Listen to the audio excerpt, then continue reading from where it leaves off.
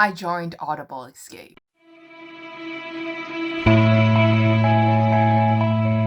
Hi guys, welcome back to the channel. Now today I'm going to be doing a video on all the Audible Escape books that I have listened to in the past like 2.5 days, and I listened to quite a lot. So if you guys don't know what Audible Escape is, it's basically a subscription service offered by Amazon, and it allows you to listen to a unlimited number of audiobooks for free, and they cap you at like 10, so you can only borrow 10 from Audible Escape, and then afterwards, once you finish it, you can return like the audiobook and get a new one. So it's kind of like the Kindle Unlimited subscription service, if you guys are more familiar with that one. So Audible Escape is, I think, more dedicated to romance and more dedicated to young adult. I see a few young adult titles as there as well, and I think it used to be like an Audible romance package where you get the romance novel and audiobook. I'm not too sure. The only reason why I don't know much about the Audible Escape package is that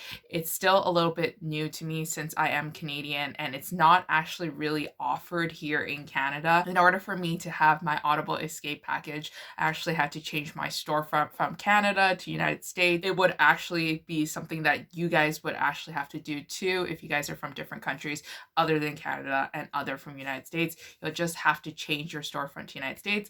It's very simple, and I'll leave like the blog link down below of where I hacked into the system and was able to get Audible Escape.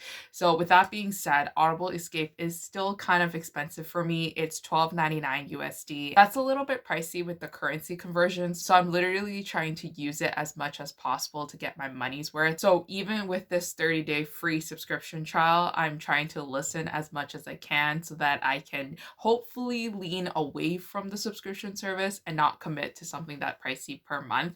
I know that for Americans, you guys can get the Kindle Unlimited plus the Audible Escape package, and you can get it actually for cheaper. So Audible Escape is offered for $6.99 as opposed to $12.99, which is like a fantastic deal. And honestly, if it was available in Canada, I would definitely commit to Audible Escape. It's so fun. Like, there's just so many titles there that I've always wanted to listen to and always wanted to read. It's a greater selection of books as opposed to my local library that only tends to have audiobooks for traditional published books. This is not an Audible Escape review, but I do find that I'm sometimes a little bit disappointed with the titles that are available. I feel like that not all popular titles from popular authors are available on Audible Escape, and you actually have to purchase the audiobook, or sometimes the author tends to put one of the books in that series available on Audible Escape, and then the rest you have to buy. And I'm always hesitant about those kind of books because I'm not sure if the first book is left on a cliffhanger, and then that means that I started it for no reason and I can't actually finish it on the same platform. But so far, so good. I like the Audible app. It gives me my controls that I need. It gives me the speeds that I want. It gives me speeds that I didn't know I wanted. So it goes up to 3.5 the speed, which is magnificent. It makes me read books a lot faster. So that's why this video is going to be created, because I've listened to 10 audiobooks in 2.5 days. My brain is a little bit fuzzy with how many stories and how many plots and how many characters I have gone through, but I'm loving my experience so far. I've listened to a handful of books that I don't like and I don't really recommend you to read, and I've listened to a smaller handful of books that I thought was really cute and really lovely, and I hope you would enjoy and read as well. So let's get started. So the first book that I want to talk about is actually a part of a series called the Strip series, and it's actually by SKYE. The first book in the series is called Love the Way You Lie, and the Strip series is about a group of girls or a group of couples. They're all individual standalone novels, but they're a group of girls that work in a strip club together, and they are strippers. They each come from a different background, different story of how it led them to be in a strip club. Usually it's reasons that they can't control, and it's their only way of making money to pay for the things and pay for people in their lives and to help out the people in their lives that they love a lot. And the males are strong heroes that come into the strip club, are already situated in the strip club, and they watch out for the girls, and they're not like other patrons and they're not like other customers. So the first book is exactly that. It's exactly the premise that I just told you. It's a girl, she's dancing, but she has her own problems, and she ran away from a wealthy home, and she ended up in a strip club, and she doesn't want to be caught because she doesn't want to go back to her abusive household. And we have a patron that is there, and he's watching her, he's obsessed with her, and it's later we realize the like what connection he has to her past is that emotional angst, and it's them connecting on other than a physical basis. And then the second book that I listened to in the series is Better When It Hurts, and it follows again the same premise again, and it's about a girl who has her own predicaments. She's trying to take care of someone back home, and the only way that for her to pay for that person and to take care of that person is to strip, because stripping gives her a lot of money and income. Her love interest is actually the security guard that is taking care of all the girls and watching out for all the girls. Clearly, the security guard is watching and focusing most of his attention on our female character. So the reason why I group these two books together, it's not because that they're part of the series, but that's one of the reasons, but it's also because these books sound very similar and the character motivations are kind of similar too as well. There's really nothing different about it. There's not really like anything distinguishing fact that makes me think that one book stands out from more than the other. And there is actually 5 books in the series, and I've already listened to book 1 and book 2, but I've decided that after book 2 I'm not going to continue the series. I love SKYE Warren. I think SKYE Warren writes really great dark romances, but clearly this series is not for me. Maybe it was because it's one of her earlier series and she hasn't learned to more adapt in her writing and to write a better cohesive storyline or something like that, or maybe because these books are just too short for her to build a great story, and that's why they disappointed me. But I gave each one of them 3 out of 5 stars because while it was very similar, it still had its interesting elements, it still had its action, and it still had its mystery that I did like from SKYE. And SKYE does write really well stories that really capture you, but other than that, I don't really care about this series. So the next book that I read is Best Laid Plans by L.K. Farlow, and this is a standalone, but I think it's also part of a series, but you can also read it as a standalone. So this book is about a girl who has a serious crush on her older brother's best friend, and she is younger than him by like 3 or 4 years, and there is an age difference. In the first chapter, they are at a party together, and I think she might be 17, she might be 16, I'm actually not too sure about her age. There's an age difference between her and him that makes it very like, is this allowed? It's a murky area that people are kind of stressed out about, and he is completely wasted. He's gone, and she is sober enough that she knows what she's doing, and he expresses his interest in her so that they can have their sexual relationship, and they have a one-night stand with each other. She wakes up and thinking that she finally got her prince, but he wakes up and doesn't even realize that they slept together and doesn't even realize they were together, and he's just like, why are you in my bed? Like, I don't understand. She's completely hurt and she runs away, and then it's later on until she figures out that she's actually pregnant from her one-night stand. She decides to keep the father a secret and not tell her parents and not tell anyone in order to protect him, because she was a lot younger than him, and because she was at that age, it would have been statutory rape if she told everybody. So she decided to protect him and decided to raise her daughter by herself. And it's not only until he returns back to town does he realize that he has a daughter. She's been hiding her from him for all this time, and he's clearly upset by it. I gave this book 5 out of 5 stars because while it was kind of dramatic in a lot of parts, but it was like a nice cap dramatic that I liked, that had reasons and character motivations behind it. It wasn't just people getting hit by cars or people just shooting off to the moon and being like completely angry for no reason. They actually had motivations behind their actions, which I really appreciated.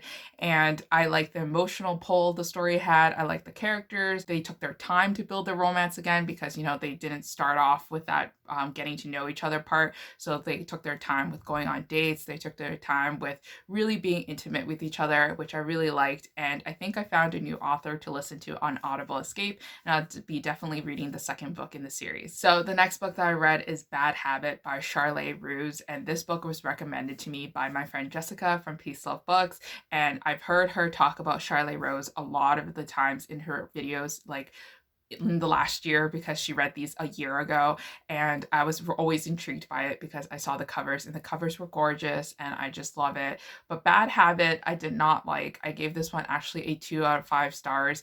It started off similar to the last book that I just mentioned about, where they have a sexual relationship. She's very young, like she's like 14 I think when they start doing it, and then he's like a little bit older, like probably like maybe 17, don't quote me on the ages. Something happens and he leaves town for good. Like he leaves for like a couple years and then he comes back. There's a story behind of why he's being a complete asshole and he's being a jerk to her for no reason, and she's confused, and they kind of have like this enemies to lovers relationship throughout like the first half of the book. They do a lot of things together that he's really mad about. He still can't fight his attraction. He's always kissing her and he's always doing all these things that make you really confused as a reader because you don't really know what his motivations are. And you start to realize that he's a complete asshole and he's a complete jerk that's always like manipulating the situation, and he's supposed to be deemed as a hero. I just found no redeeming qualities for this character. I thought he was so annoying. And the girl, I can't even tell you much about the girl anymore. She's completely forgettable. She has no outstanding characteristic that I can think of. And things were very dramatic at the end, to the point where I literally muttered to myself, I hate this book. And I was like, cleaning my room and I was like, I hate this book and I just want it to end, but I also want to see how bad this car crash is. And it was bad. I ended up giving it 2 out of 5 stars because in the beginning of the book, it really captured me in and I was intrigued by it. I really liked the story building and the story setting. And also I liked what the book kind of stand for, which is because it's the rich versus the poor. The girl is from a wealthy family and the boy is from a troubled background that needs to take care of his loved ones that are disabled and that are sick. So I like that part, but other than that, I don't really like it. So the next book that I read is a recommendation from Lacey Book Lovers, and it's How to Date a Douchebag, and it's The Studying Hours, which is book number 1 in the series, and it's by Sarah Ney. Now, this book started off very cute. I really enjoyed this aspect and this trope of the story. It's the popular jock with the nerdy girl, and the girl is described to be looking like a librarian. She has her cardigan in always. She's very conservative. She has her pearls. She studies really hard and she focuses on a lot of her studies, and she doesn't really have time and attention for boys.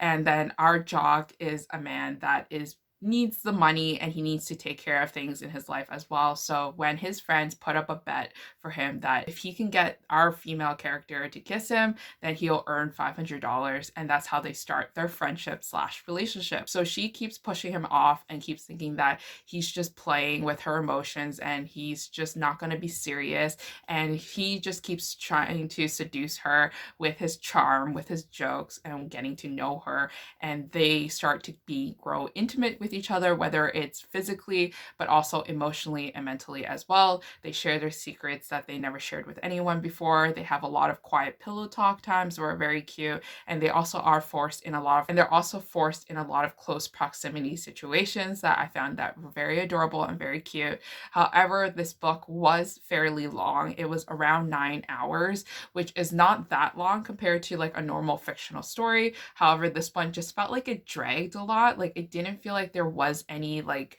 movement in the story. I felt like some scenes didn't have to be there, but it was just there just to be cute, which I was just like, I don't see the point, but okay, I get it. And overall, it just made me feel like that it could have been shorter. There was really no reason. And I also found that our main male character is very stubborn in the fact that he doesn't recognize his own emotions and he keeps thinking that he's okay without her, when you can clearly tell that he is not okay without her and that he just needs to man up and admit his emotions and look deeply within. So I give this book 3 out of 5 stars. So the next book that I listened to is Wall Street Titan by Anna ZAIRES. And now this book was recommended to me by Audible Escape, and I wanted a billionaire romance, so I decided to pick this one up. This one sounded very cute. It's about a billionaire who is being set up on a date with a wealthy heiress and with someone of his class and his standards, you know, like well educated, works for charities, does really good work around the world, and is suitable to be a great housewife and companion to his, you know, his legendary like work work ethic and his work. And our female character actually works for a bookstore as a cashier. She has a lot of cats, she wears a lot of cardigans, and she is very, like, you know, bookish and very sweet and very cute. And she is being matched with someone else of her level and her standard, like someone that likes to read books as well, someone that has the same interests as her. And they both show up to the same restaurant and they think that they are each other's blind dates. And they actually sit at a table with each other and they actually get very confused. You're like, your profile says you're like 28, but you kind of look like you're 35. And he's like, because I am 35. And then so she thinks that he's been catfishing her, and he thinks that there's got to be something wrong too, because she's clearly not the heiress, you know, perfect blonde heiress that he had envisioned on the profile. And they get a little bit angry with each other, as they do, because of a misunderstanding, but he just can't seem to get his mind off of her, and he keeps thinking about her, and he tries to reach out to her so that they can go on more dates. And it was like this very lovely, slow building, slow burn relationship that I really enjoyed and I really liked, and I thought it was very cute. And the way how he couldn't stop thinking about things when he was getting confused because he never felt this way about a girl before. And then also for her, she's unsure of what to do because she doesn't want to be in a relationship with a playboy who's also a billionaire that throws money around just to please her. What I didn't like about this book is that, once again, it dragged a little bit. And then also I took a star off because this is actually not a standalone, and it's actually a part of a duet series. So this book actually left it on a cliffhanger, which I felt like it was such, like, there didn't need to be a cliffhanger. Like, it did, the plot, I can't see where the plot could go after book number 1. But because I'm a stickler for a happily ever after, I actually downloaded book number 2 and I'm about to read it soon. So hopefully, well, not hopefully, well, they're gonna be together, but how are they gonna be together? Hopefully it doesn't drag out, but also the second audiobook is another 7 hours, so I'll be here for a long time. So the next book that I listened to is Playing for Keeps by Kendall Ryan. And Kendall Ryan is an author that I've read before, and I know I don't really like her books because it just feels so rushed and so insta love, and nothing really happens, and then it's not believable. But it's like that insta love and that rush that I enjoy for some reason to, like, subjugate myself to. Although this book, I gave it 1.5 out of 5 stars because it was just too long. Normally Kendall Ryan books are like 250 pages, which is something that I can bear, but this one, I think it was like around 300 pages, and I was like, this is 50 pages too much.